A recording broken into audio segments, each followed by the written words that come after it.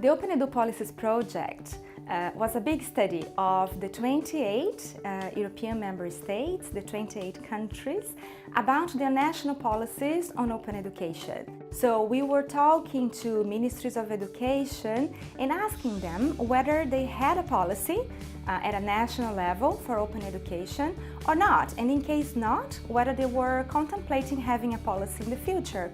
And it was really interesting because we found out that most countries in the EU do have a policy on open education, but sometimes it's not very explicit. It's not really written, this is an open education policy, but it's something embedded in other bigger educational strategies. So there are a number of different cases and ways in which policies are happening at an European level. And we have two reports about the OpenEdu Policies study showcasing all these results.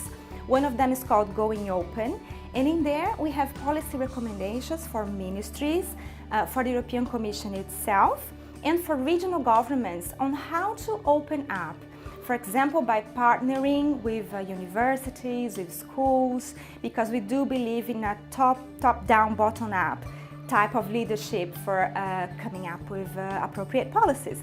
And then we also have the Policy Approaches report, in which we have the in-depth case studies that we did with the Ministries of Education, explaining the national policies available. Policies are catalysts for action.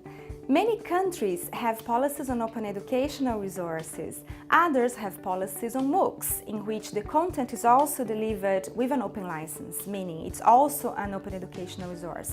So there's actually not a single way of doing open education in the EU member states. Quite often it's a combination of different policies, of different foci, either on MOOCs or on OER or on recognition of prior learning, recognition of non-formal learning via MOOCs or via open content and open courseware. So there's a whole variety of ways in which open education is being carried out nowadays in the European member states.